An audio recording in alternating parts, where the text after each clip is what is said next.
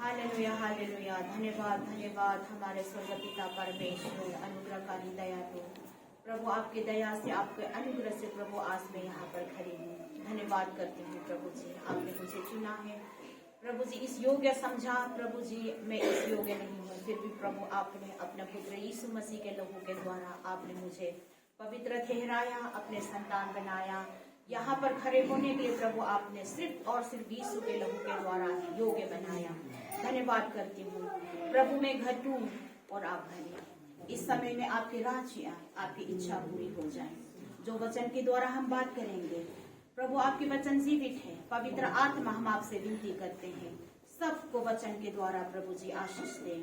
वचन को केवल सुनने वाला ना बने, वचन को सुनकर वचन के अनुसार चलने वाला बने। ऐसा होने के लिए सबको बल दे, सहायता करे। पवित्र आत्मा सबको बुद्धि ज्ञान दे। सभी कलश के सदस्य को आपकी दृष्टि में बुद्धिमान बनने के लिए पवित्र आत्मा, हम आपकी सहायता और आपके अनुग्रह हम मांगते हैं। सारे आदर महिमा हम आपको देते हैं। प्रार्थना मेरे उद्धार करता प्रभु यीशु मसीह के नाम से मांगते हैं। आज का हमारे विषय होंगे क्षमा। वचन निकालेंगे मत्ती 18, 21 से लेके 35 तक। कोई जवान रास्ता से लिए कर दीजिएगा। सुसमाचार मत्ती 18, 21 से लेके 35 तक।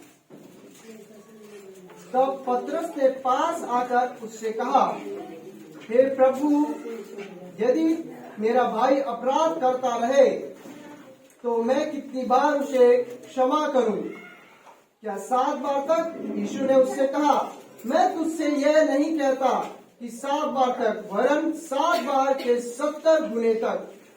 इसलिए स्वर्ग का राज्य उस राजा के समान है जिसने अपने दासों से लेखा लेना चाहा।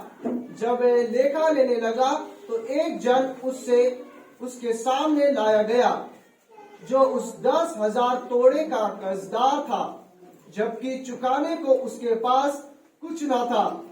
तो उसके स्वामी ने कहा, यह और इसकी पत्नी और बाल बच्चे और जो कुछ इसका है सब बेचा जाए और कर्ज चुका दिया जाए।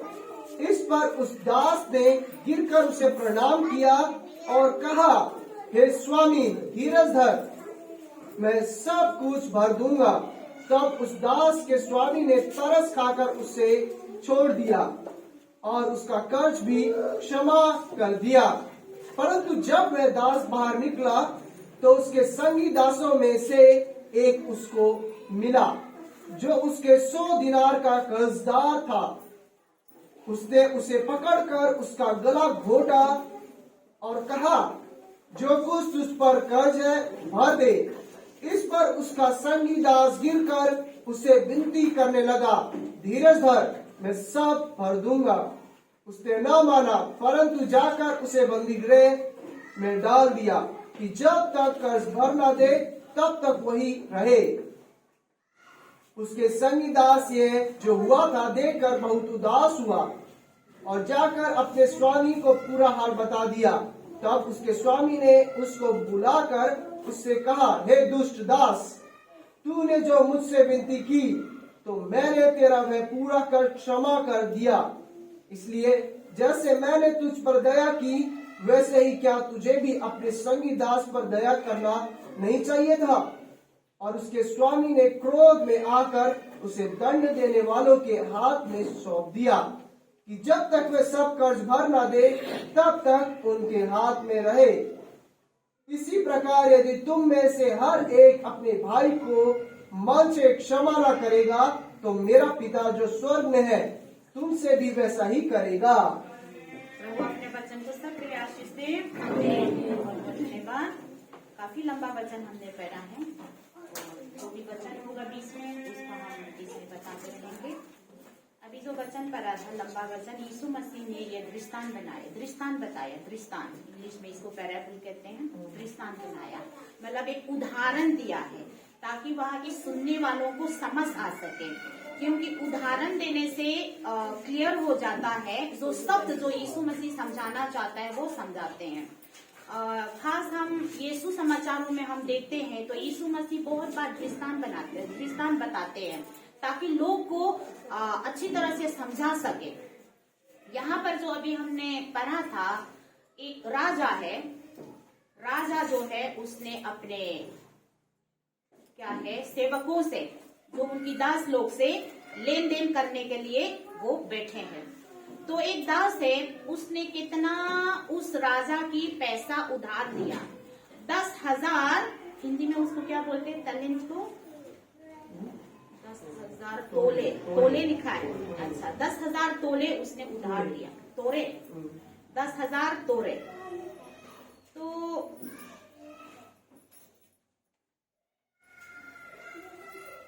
करोड़, यहाँ पर मेरे ये जो बाइबल है छोटी में करोड़ों रुपए ऐसे लिखा है, तो इसलिए उसके साथ थोड़ा शब्द अलग है। तो यहाँ पर तोड़े ना, तोड़े 10,000 तोड़े, उसको थोड़ा हम उसका हिसाब लगा लेते हैं, आज के दिन में कितना पैसा होगा। थोड़ा अभी मैथ का काम करेंगे। एक तोड़े जो है लगभग 50 किलो चांदी के बराबर है। उन समय की जो तोले है ना, यहाँ पर तोरे जो लिखा है, उन समय उसी समय उनकी नाप के अनुसार लिखा है, जो उसी समय उस देश में, उस जाति में, उस समय की नाप के अनुसार है। एक तोरे जो है 50 किलो सोनानी चांदी के बराबर है, 50 किलो चांदी। यहाँ पर 10,000 तोरे हैं, तो हम लगाएंगे तो कितना चांदी किलो होगा, 5 लाख किलो, 5 लाख किलो, रुपए नहीं, 5 लाख किलो चांदी है। ये इस समय में दिल्ली में चांदी का जो भाव है मार्केट में लगभग 60 को क्या बोलते हैं, 68,000 है 1 किलो में। थोड़ा भारी हो गया ना, 68,000 है 1 किलो में। यहाँ पर कितना किलो है, 5 लाख किलो गुना 68,000, 340 करोड़। आज की मूल में अगर मैंने कैलकुलेट करके निकाला कि कितना उधार है इसी समय, तो ये नहीं कि आज के समय में ज्यादा है तो उसी समय में कम होगा, ऐसे बात नहीं है। उसी समय में 10,000 तोड़े हैं तो उसी समय के अनुसार वो भी बहुत भारी होगा। इतना रुपए उधार है उसकी राजा की उस सेवक ने, तो पूरी जिंदगी उस सेवक के लिए क्या है कि उसको वापस देने के लिए लगभग 3 जन्मों की जरूरत शायद पड़ेगा, 3 जन्मों की शायद जरूरत पड़ेगा चुकाने के लिए। और यहाँ पर हमने पढ़ा उस राजा जो है अपने सेवकों के साथ लेन देन का मतलब करने के लिए उसने राजा की कुर्सी में बैठा, और एक आया तो उसने कितना पैसा लिया राजा से, 10,000 तोड़े। आज की इस समय की मार्केट के अनुसार हम थोड़ा लगभग निकालेंगे तो जैसे अभी निकाला 340 करोड़। 1 लाख भी मुश्किल पड़ेगा हमारे लिए तो, है ना। 1 लाख 5 लाख भी शायद, 10,000 भी तुरंत देने के लिए तो काफी मुश्किल है ना। 10,000 मांगने आएगा तो ऐसे करने लगेगा, है ना, कहाँ से लाओ, इधर से कहाँ से ढूंढ के लाओ। 340 करोड़ रुपए। तो उसकी मालिक ने कहा इसको इसके बीवी बच्चों के साथ सारा पकड़ो और बंदी घर में रखो। फिर क्या हुआ, उसकी सेवा राजा के सामने गिराने लगा कि मुझे समय दो, धीरज रखिए, मैं सारा एक रुपया चुका दूंगा। फिर राजा उस सेवक को देखा कि उस पर दया करने लगा, दया अनुग्रह करने लगा। अभी हम अनुग्रह की इस्तेमाल करेंगे। उस पर दया अनुग्रह करने लगा तो उसने उस सारे पैसा को जो उसको चुकाने में लगभग 3 जन्मों की जरूरत पड़ेगा, उसको क्या है, क्षमा कर दिया बिना 1 रुपए लेके। लगभग 340 करोड़ बोलेंगे, मैं 10,000 तोड़े बोलूंगी तो आपके दिमाग में सोच भी सकता है 10,000 रुपए है ना, यहाँ पर तोड़े लिखा है, इसलिए लगभग आज के भाव में 340 करोड़ को राजा ने एकदम माफ कर दिया। फिर वो चला गया वो 10, और उसने क्या किया, अपने दूसरे सेवक है, उसने उनकी पैसा, मेरे बाइबल में एक दिनारी लिखा है, हिंदी बाइबल में दिनारी लिखा है ना, 100 दिनार। तो उसका दोस्त है, उसकी संग जो काम करने वाला दूसरे सेवक ने, जिस सेवक की जो बहुत ज्यादा उधार राजा ने माफ किया है, उसने अपने दोस्त के पास गया। उसकी दोस्त ने उनसे कितना उधार लिया, 100 दिनारी उधार लिया। अब उसकी फिर हम थोड़ा कैलकुलेट करते हैं। उसी समय जो 1 दिनारी जो है, एक पुरुष का 1 दिन का तनख्वाह है, एक पुरुष का 1 दिन का तनख्वाह है, दिहाड़ी पर अगर हम लगाएंगे। 100 दिनारी का मतलब है लगभग 3 महीने की तनख्वाह है। अगर आज की लेबर के हिसाब से अगर हम हिसाब लगाएंगे, आज के समय में लेबर जो है 500 रुपए दिन में कमाते हैं, है ना, जो सीमेंट बनाते हैं, जो भी है लेबर है, हेल्पर है, 500 रुपए कमाते हैं। अगर वो 90 दिन 3 महीना मतलब 90 दिन काम करता है तो लगभग 45,000 रुपए होगा। अगर वो कोई राज मिस्त्री होगा, आजकल 700 रुपए कमाते हैं, वो लगभग 63,000 रुपए कमाएगा 90 दिन में। तो ये 100 दिनारी जो है लगभग 63,000 की भाव में चलेगा। अंतर तो बहुत है। जो उनकी जो उधार जो माफ किया था राजा ने, कितना था, 340 करोड़ माफ किया है उनका। और वो गया अपने साथ में जो काम करता है, उसने उसकी कितना उधार लिया, 63,000। काफी अंतर है, एक यहाँ एक तो एक ऊपर है, तो हम तुल नहीं सकते उस दोनों की। 63,000 ही था, 1 लाख से भी कम है। 63,000 तो आज भी हम सोचेंगे साल में तो वापस कर ही देंगे, है ना। किस्तों में हम गाड़ी खरीदते हैं, तो स्कूटी खरीदते, 2 व्हीलर, साल में तो हम किस्त भर ही लेते हैं, है ना। 63,000 तो हो सकता है हम भी भर ही लेते हैं 10, 11, 12 महीना में। तो उसने क्या किया, अपने दोस्त जो साथ में जो उनकी सेवक है, अरे जो 63,000 100 दिनारी जो लिया, मुझे फटाफट दो। उसने कहा, गिड़गिड़ाया, दोस्त अभी इसी वक्त मेरे पास पैसा नहीं है, काम धाम नहीं चला, जो भी है आज की भाषा में बोलेंगे तो आज अभी लॉकडाउन चला, आपको नहीं पता है, काम वाम अभी नहीं चला, अभी काम उठने दो, मुझे थोड़ी दिन इंतजार करो, यही जवाब देगा मेरे ख्याल से, है ना। तो उसी समय भी उस सेवक ने कहा कि अपने दोस्त से, दोस्त कृपा करके मुझे थोड़ी दिन मुझे इंतजार करो, आप धीरज रखिए, मैं हर 1-1 रुपया 1-1 सिक्का चुकाऊंगा। लेकिन उसने नहीं मुझे अभी तुरंत चाहिए मुझे दो। उसने न दे पाया, उसने क्या किया, उसको जब तक उसकी पैसा ना लौटाए, उस 63,000 उसने बंदी घर में बंद कर दिया। और दूसरे सेवक उसको देखा, उस खबर को सुना, उनकी जो सेवक है जिनकी 340 करोड़ राजा ने माफ किया है, तो वो लोग भी देखकर उसको बहुत ही बुरा लगा और गुस्सा भी आया उसको देखकर।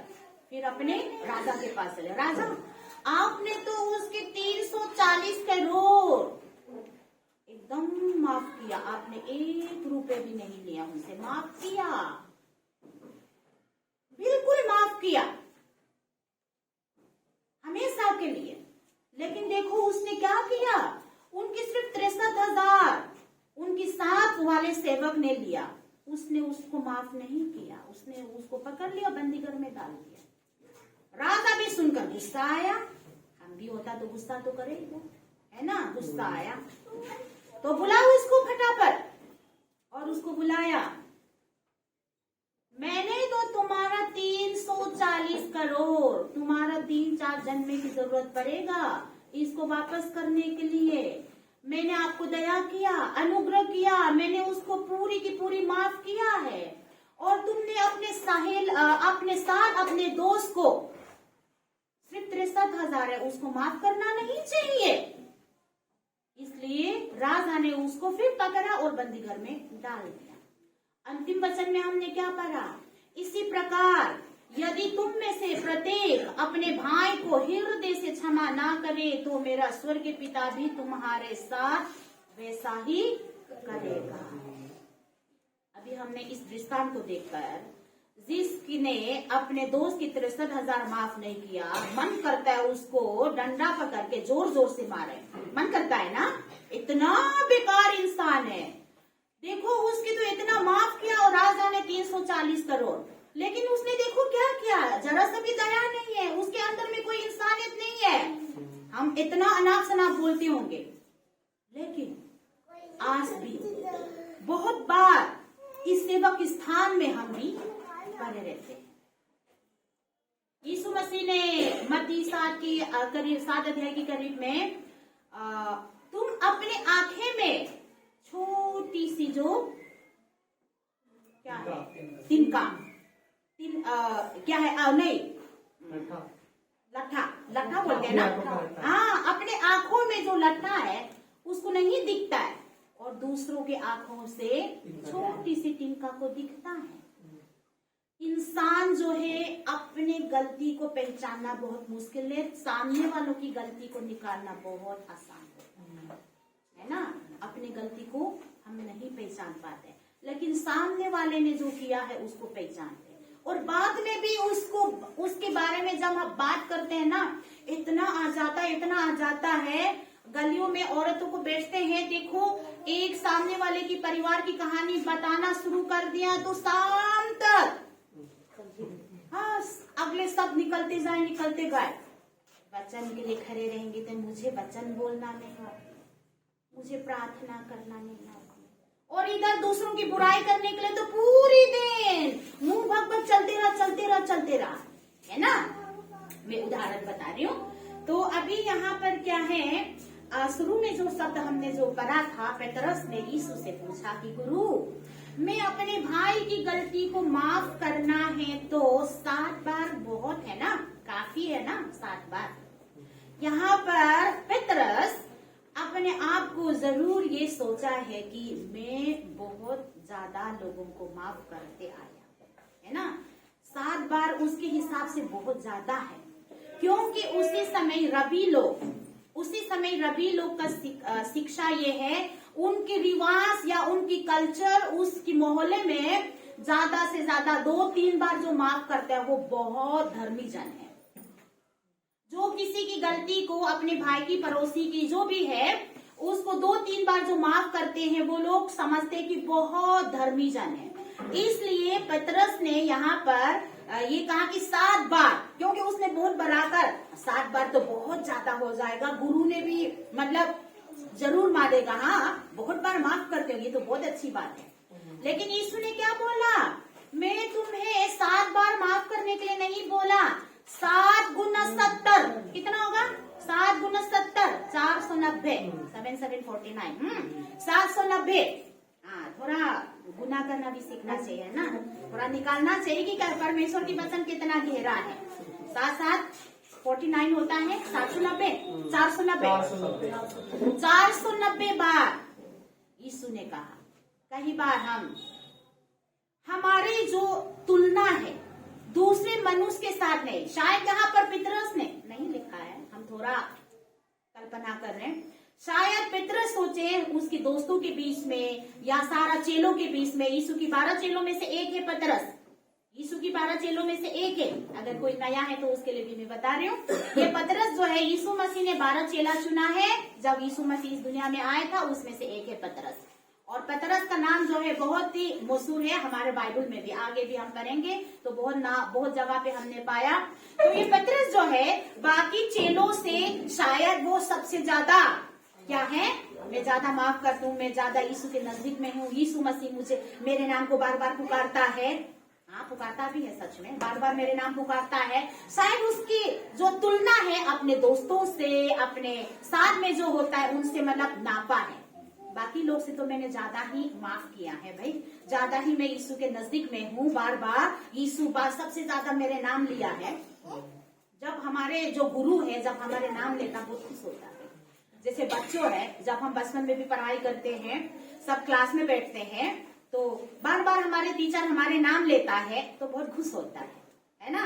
अरे बताओ ना, बहुत खुश होते हैं बच्चे, मतलब उसमें एक उत्साहित होते हैं, उसके मन में एक गर्व होता है, गर्व महसूस होता है कि हाँ मैं सबसे अच्छा हूँ, मैं सबसे पढ़ा लिखा हूँ, मैं सबसे बुद्धिमान हूँ, मैं सबसे मेहनत करता हूँ, मतलब उसमें एक गर्व है।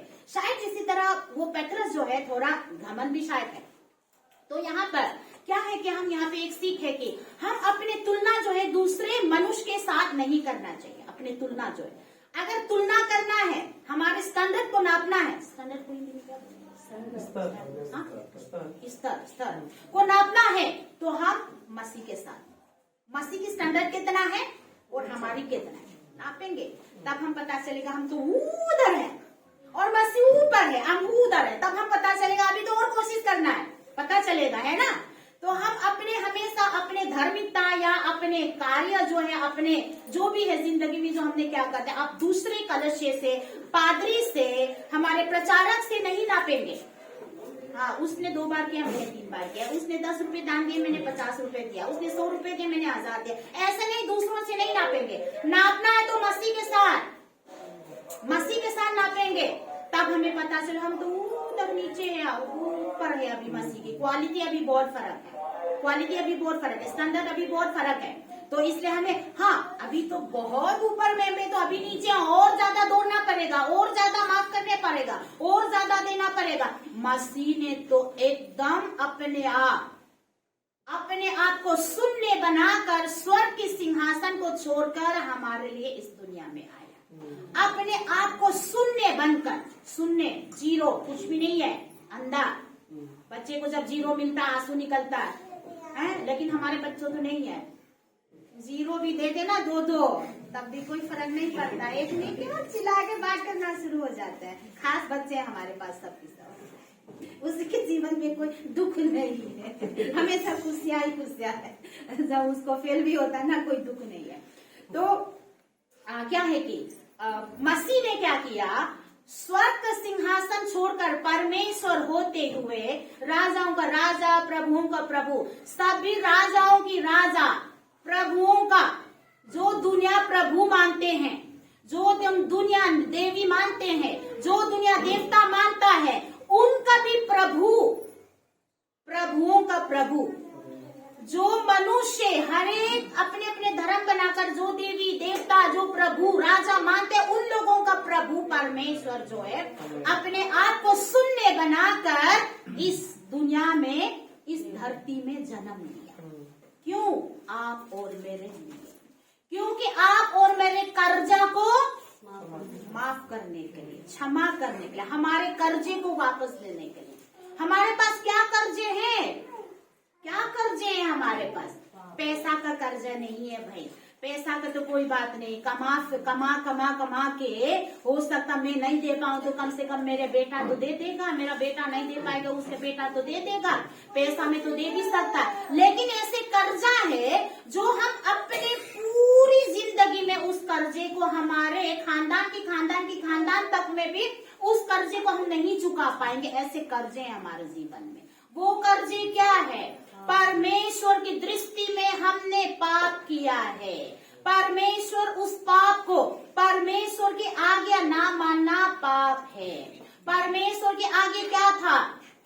एदन की बगीचे में परमेश्वर ने आदम और हवा को आगे दिए, तुम सब कुछ कर सकते हो, लेकिन इस अच्छे और बुराई वृक्ष का फल को नहीं खाना, खाओगे तो तुम निश्चय मरोगे, इस फल को तुम खाओगे तो मेरे से अलग हो जाओगे, तुम्हारे जीवन में पाप आएगा, मेरे से दूर हो जाओगे, मैं तुम्हारे साथ नहीं रह पाऊंगा, मैं तुमसे अलग हो जाऊंगा, मेरा उपस्थित तुम्हारे जीवन से खत्म हो जाएगा, हमारा रिश्ता खत्म हो जाएगा, मृत्यु होगा, मेरे से अलग हो जाओगे। लेकिन मनुष्य ने शैतान की बातों में आकर उसका जीवन में लालच आया, उस फल को खाया, उसी दिन से मनुष्य के जीवन में क्या आया? पाप आया, क्योंकि मनुष्य ने परमेश्वर के आगे तोड़ा है। परमेश्वर के आगे ना मानना पाप है। आज भी इसी समय, इसी युग में परमेश्वर के आज्ञा क्या है? परमेश्वर ने उस अपने पुत्र यीशु मसीह को इस दुनिया में भेजा। यीशु मसीह परमेश्वर जो है, यीशु मसीह के नाम लेकर, नाम बदल कर कहेंगे, नाम बदल कर। ये नहीं कि परमेश्वर स्वर्ग में छोड़ दिया और दूसरा परमेश्वर यहाँ आ गया, ऐसे नहीं है। कोई नया व्यक्ति होगा तो मैं उसके लिए थोड़ी मैं जानकारी डालना चाहूंगी कि परमेश्वर जो है यीशु मसीह यानी अपने नाम बदल कर इस दुनिया में जन्म लिया। जो पुत्र को विश्वास करेगा अनंत जीवन उसका होगा। ये परमेश्वर के आगे है। परमेश्वर सभी को स्वतंत्र दिया, चाहे वो मानेगा चाहे ना मानेगा। आदम और हवा के पास परमेश्वर ने स्वतंत्र दिया, तुम इस फल को खाओगे तो मर जाओगे, नहीं खाओगे तो पवित्रता के साथ हमेशा जीवित रहेगा। दो आज्ञा है, मानेगा तो जीवित रहेगा, ना मानेगा तो दोषी पाएगा, हमेशा के लिए नरक में रहेगा। आज भी वही आगे नहीं बदला। पुत्र यीशु मसीह को जो मानेगा उसको उद्धार पाएगा, जो नहीं मानेगा हमेशा के लिए दोषी पाएगा और नरक में जाएगा। सभी को स्वतंत्र है, जो मानेगा उसका उद्धार होगा, जो नहीं मानेगा उसको दोषी ठहराएगा। आज भी परमेश्वर की वचन परमेश्वर के आगे नहीं बदला। आगे हम बढ़ते हैं तो हमारे पास कर्जा है जो हम अपने पूरी खानदान दिन रात मेहनत भी करें हम उसको वापस नहीं कर पाएंगे। उस कर्जे को चुकाने के लिए खुद परमेश्वर इस धरती में अपने आप को शून्य बनाकर जन्म लिया। वो राजा कौन है जिसने अपने सेवकों के साथ लेन देन करने के लिए कुर्सी में बैठा? वो राजा परमेश्वर यीशु मसीह। वही राजा हमारे पास हम है जो कर्जे वाले 340 करोड़ ये उदाहरण है ना। लेकिन यहाँ पर पैसा नहीं है। जो कर पैसा होता हो भी सकता है, इतना दिन रात मेहनत करके ओवर टाइम करेंगे, पूरी रात नहीं सोएंगे, क्या पता धीरे धीरे चुका के जिंदगी हमारे खानदान मेरा बेटा तक तो 2-3 पीढ़ी तक में तो चुका भी लेता। लेकिन यहाँ पे ऐसे कर्ज है जो हम पूरी इकट्ठे मिलकर भी हम उस कर्जे को नहीं चुका पाएंगे। वो क्या है? जब मनुष्य के जीवन में पाप आया, परमेश्वर ने आदम के वजह से पूरी दुनिया को श्राप दे दिया। परमेश्वर ने कहा आदम से तुम्हारे वजह से पूरी दुनिया श्राप हो गया है। एक मनुष्य के द्वारा जगत में पाप आया, पाप के द्वारा मृत्यु आए और मृत्यु सभी मनुष्य के जीवन में फैल गई, क्योंकि पाप की मजदूरी मृत्यु है। मृत्यु में 2 तरीका है, एक तो शारीरिक का मृत्यु है और आत्मिक का मृत्यु है। शरीर का मृत्यु जो है वो तो हम पा ही रहा है। आदम और हवा जो है परमेश्वर ने कहा तुम इस फल को खाओगे तो नीचे ही मरोगे। उस फल को उस दिन उसने खाया, उसकी शरीर तुरंत नीचे गिरकर नहीं मरा, लेकिन धीरे करके उसके शरीर भी मरा। लेकिन पहले क्या मरा? उसकी आत्मा को मरा, यानी परमेश्वर से अलग हो गया, परमेश्वर से दूर हो गया। उस मनुष्य के जीवन में परमेश्वर की उपस्थिति खत्म हो गया। तो मृत्यु, उस मृत्यु को हमारे कर्जा, पाप की मजदूरी मृत्यु है।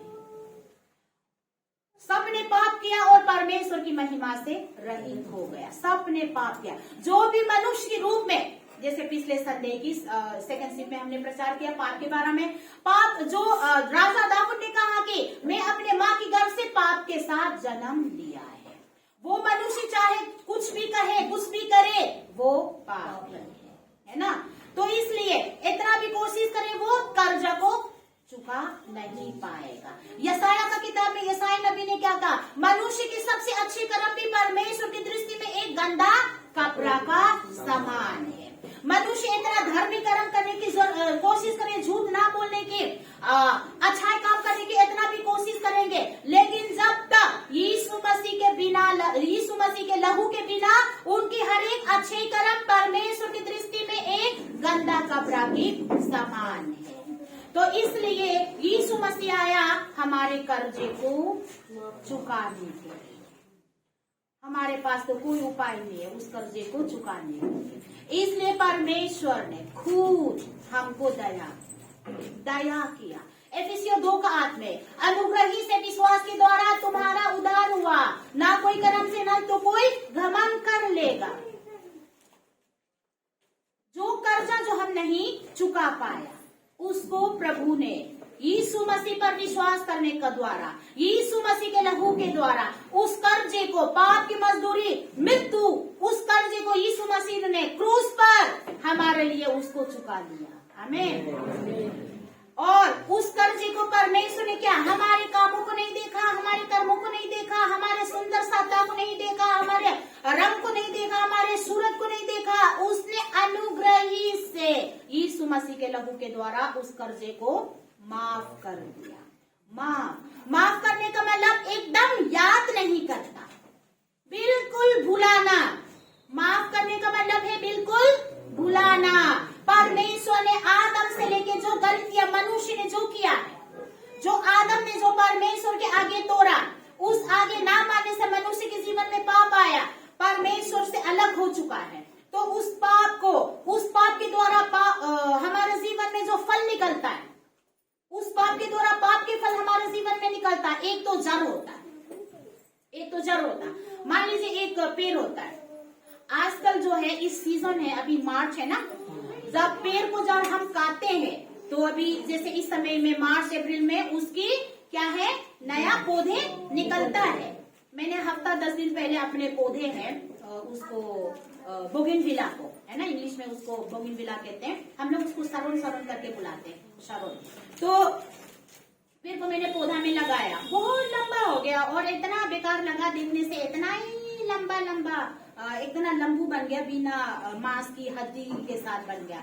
तो मैंने उसको इतना छोटे में सब कैंची से काटा।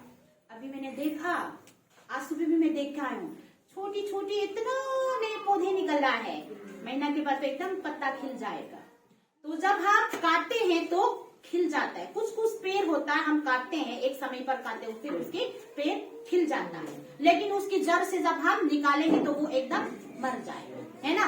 क्योंकि हमारे जीवन में उस पाप की वजह से, इसी तरह उस पाप की वजह से हमारे जीवन में बार बार पाप के फल जो है निकलते हैं, नया पौधे निकलते हैं। कई बार कोशिश करते हम अपने तरफ से कोशिश करते हैं उसको काटने की, काट भी लेते हैं, हफ्ता तक झूठ भी नहीं बोलते हैं, 1-2 बार माफ भी कर लेते हैं, लेकिन जड़ से नहीं उखाड़ा ना, फिर नया पौधे निकल जाता है। आज मैंने एक काटा, लेकिन अगले दिन फिर नया 2 पौधे दूसरा निकलता, वही पाप का फल। तो अगर पूरी निकलना है तो जड़ से उखाड़ना पड़ेगा ना, जड़ से उखाड़ना पड़ेगा। इसलिए यीशु मसीह आप और मेरे पाप के शरीर को पहनकर इस दुनिया में आया, जड़ से उस पाप को क्रूस पर खत्म करने के लिए, उस पाप को जड़ से उखाड़ने के लिए, ताकि दोबारा नया पौधे ना निकले। ऊपर से काटेंगे तो बार बार नया पौधे निकलेगा। जड़ से काटने के लिए यीशु मसीह इस दुनिया में आया। परमेश्वर जो है मसीह के नाम से, यीशु के नाम से इस दुनिया में आया। क्रूस पर जो भी आदम से लेके अब से लेके युग न युग तक जो मनुष्य के जीवन में पाप और उसकी फल, पाप और उसके नए पौधे जो बार बार निकलते हैं, जो मनुष्य धार्मिकता बनने की कोशिश में बार बार काटते हैं, लेकिन फिर दूसरे पौधे, नया पौधे निकल जाता है उसमें से। लेकिन यीशु मसीह ने क्या किया, उस पाप को जड़ से उसने पाप की मजदूरी मृत्यु को क्रूस में हमारे लिए पाया। जो पुत्र को विश्वास करेगा उसको परमेश्वर ने अनुग्रह से उनको कर्जा को क्षमा किया। 340 करोड़ राजा ने दया करके, हाँ, जब मैं पापी था दया करके मुझे याद किया, है ना, गाना में हम कहते हैं कितना भलाई में, दया करके मुझे याद किया। सिर्फ परमेश्वर के पास हम जाने के लिए सिर्फ परमेश्वर की दया के द्वारा हम जा सकते हैं। यीशु मसीह के अनुग्रह के द्वारा ही हम परमेश्वर की दृष्टि में हम जा सकते हैं। आज हम यहाँ पर परमेश्वर को पिता कहकर हम बुला सकते हैं, हम परमेश्वर प्रभु करके हम स्तुति कर सकते हैं। क्यों? ये सब सिर्फ और सिर्फ प्रभु ने हमको उसकी दया के अनुसार, उसके अनुग्रह के द्वारा हम उसको करने के योग्य बनाया। हम कौन है प्रभु कहकर बुलाने के लिए? या लायक भी नहीं है, प्रभु करके पुकारने के लिए हम उसके योग्य नहीं है, क्योंकि हम तो पापी हैं। लेकिन यीशु मसीह ने उस पाप को जड़ से क्रूस पर उसने उखाड़ दिया, ताकि हम हमेशा के लिए स्वतंत्र पाए। माफ करने का मतलब हमेशा के लिए माफ करना, एकदम भूल जाना, एकदम भूल भुलाया कर दिया परमेश्वर ने हमारे तमाम पापों को, आदम से लेके अब तक, अब से लेके युग न युग तक। जो भी आने वाला दिन में जो पाप जो करना वाला वो सबको भी परमेश्वर ने माफ कर दिया है। 340 करोड़ कर्जा राजा ने एकदम 1 रुपया भी नहीं दिया, 1 सिक्का भी नहीं लिया, माफ कर दिया। तो क्या है उसके बाद आगे क्या हुआ, आगे क्या होगा? उसने गया 63,000 के लिए उसने अपने दोस्त को बंदी घर में बनवा दिया। हो सकता है हम इस बंदी को बोलेंगे ये तो इतना बेकार इंसान है, एकदम दया नहीं, एकदम इंसानियत नहीं है। एक इंसानियत होता अभी तो 340 करोड़ उसकी माफ हुआ और 63,000 तो कुछ भी नहीं है। माफ के बजाय उसको और भी देना चाहिए हम बोलेंगे। लेकिन आप और मैं भी बहुत बार इस दास की जगह पे, इस सेवक की जगह पे हम भी बैठे होते, हम भी खड़े होते। प्रभु ने हमारे पूरी कर्जा जो हम अपने पूरी खानदान, हम 10 जन्म भी ले, 10 जन्म लेंगे नहीं, एक ही जन्म लेना है। हम थोड़ा बढ़ा के बात कर रहे हैं ना तो माफ किया है। लेकिन हम छोटे छोटे जो गलतियां है, कभी सामने वाला ने बोल दिया, कभी भाई ने बोल दिया, कभी सास ने बोल दिया, बहू ने बोल दिया, जेठानी ने मैंने बोल दिया, माफ करने का मतलब यहाँ पर क्या, राजा ने माफ करने का मतलब एकदम माफ किया। परमेश्वर ने हमारे हर एक गुनाहों को हमेशा के लिए माफ कर दिया। हम तो माफ करते हैं तो 4 साल के बाद भी इसमें दिमाग में आ जाता है ना, उसने ऐसे किया था, उसने मेरे साथ ऐसा किया था, कई बार आ जाता है। आता कि नहीं आता? आता है। लेकिन माफ करने का मतलब एकदम भूल जाना, एकदम भूल जाना। जो दाहिने हाथ से करते बाएं हाथ जो है याद नहीं करना चाहिए, दोनों एकदम भूलना चाहिए, एकदम जो भूलना चाहिए। भूलने का मतलब, माफ करने का मतलब पूरी हमेशा के लिए माफ करना।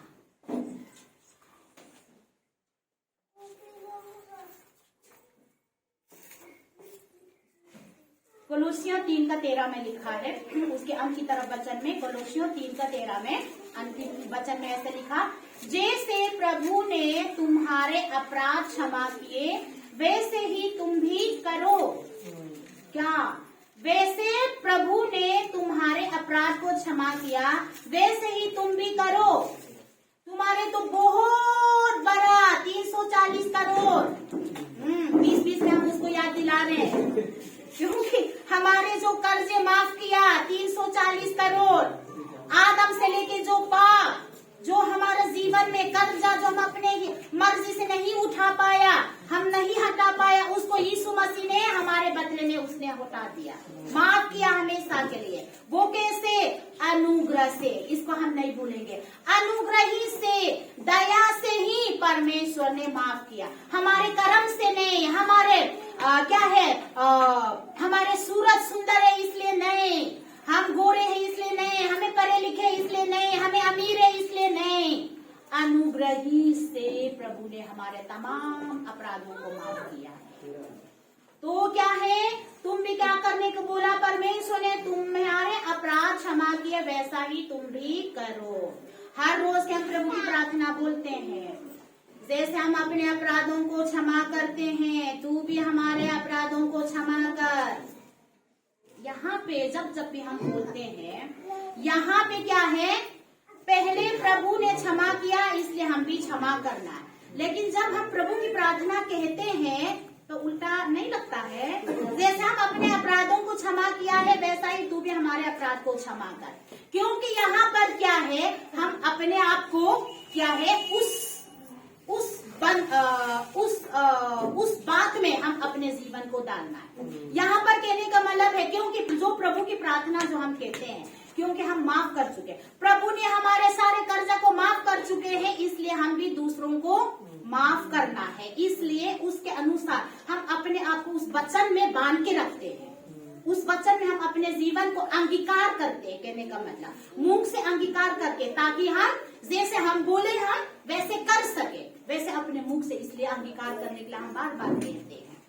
और क्योंकि भजन संहिता 103:12 में क्या लिखा है?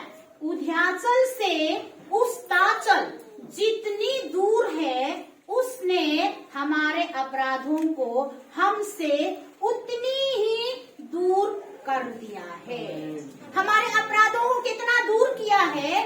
इतना दूर किया है। ईस्ट और वेस्ट, हिंदी में उध्याचल और उस्ताचल है ना, अस्ताचल है, हाँ अस्ताचल। उध्याचल से अस्ताचल, एक इस तरफ है तो एक इस तरफ है, मतलब ऐसे उसकी डायरेक्शन, उसकी दिशा ना, दिशा जो ऐसे होता है, इस तरफ और इस तरफ, वो अलग अलग दिशा में। इतना दूर इस दिशा में जाओगे, इतना दूर इससे दूर होते जाएगा। मतलब ये दिशा और ये दिशा कभी भी आपस में नहीं मिल सकता, कभी भी। इसलिए यहाँ पर वचन में बहुत ही जोर लगाकर यहाँ पर ऐसे बोला, उध्याचल से आस्ताचल, इस तरफ और इस तरफ जो कभी भी एक साथ नहीं मिलेगा, कभी भी दोबारा ऐसे ईस्ट और वेस्ट नहीं आ सकता। हमेशा इस तरफ जाते रहेगा, इस तरफ जाते रहेगा, इतना दूर होते जाएंगे, दूर होते जाएंगे। हमारे हर एक अपराधों को परमेश्वर ने ऐसे ही दूर किया है। तो इसलिए क्या है, अंतिम वचन में क्या लिखा है?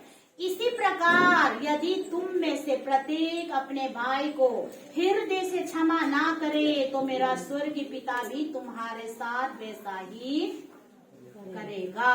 यीशु मसीह ने एक प्रार्थना के विषय में क्या लिखा था? जब तुम प्रार्थना घर में जाते हो, प्रार्थना घर में जाकर तुम प्रार्थना करने लगेगा तो उसी समय क्या आपके मन में ऐसे कोई महसूस हो कि तुम्हारे कोई भाई या बहन तुम पर नाराज है, तो क्या करना? प्रार्थना से पहले उसके पास जाओ और उनसे मेल मिलाप करो, तब वापस आके प्रार्थना करो। क्षमा इतना जरूरी है परमेश्वर की दृष्टि में। हमारे जीवन में दूसरों की क्षमा के बिना हम प्रभु बार बार भी कहेंगे, वो फायदा नहीं है। पहले आपस में क्षमा, जो हमारे साथ जिसने जो भी गलत किया उसकी क्षमा परमेश्वर ने यहाँ पर वचन में कितना जरूरी समझा। प्रार्थना भी करना हो, प्रार्थना करने से पहले उनसे मेल मिलाप करके आओ, उसके बाद तब आना। तो ये चीज वचन जो है सिर्फ सुनने वाला वचन नहीं है, करने वाला वचन है। तो करने वाला वचन है, सिर्फ सुन के अच्छा करके हवा में फिर खरा मतलब गायब नहीं करना। करने वाला वचन है, उसको आज करना शुरू करेंगे। हमारा 340 करोड़ माफ किया है, 63,000 तो माफ करना चाहिए, है ना? तो इसलिए ज्यादा दिक्कत, ज्यादा मुश्किल बात नहीं होगा। अगर हम मसीह का प्रेम को सच में अगर हम महसूस करेंगे तो ज्यादा मुश्किल बात नहीं होगा। तो आखिरी के लिए में भी बहुत ज्यादा बोल, आखिरी वचन में कि अगर एक विश्वासी के जीवन में क्षमा नहीं है, क्षमा कर नहीं पाते हैं, तो इसका मतलब उस विश्वासी ने सच्ची पश्चाताप जीवन नहीं है। आखिरी वचन, जो विश्वासी के जीवन में अगर किसी के लिए क्षमा नहीं है, किसी के साथ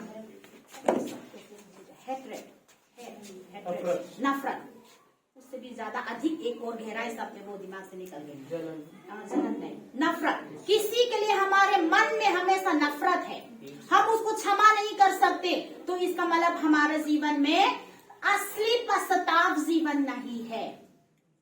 इसलिए आज हम अपने आप को जांच ले, मैं क्या हूँ, मेरे जीवन में असली पश्चाताप है? तो अगर है तो मैं दूसरों की अपराधों को मैं क्षमा कर पाऊं। ठीक है, इतना ही मैं बताना चाहूंगी। प्रभु वचन को लेकर आप सभी को आशीष दे।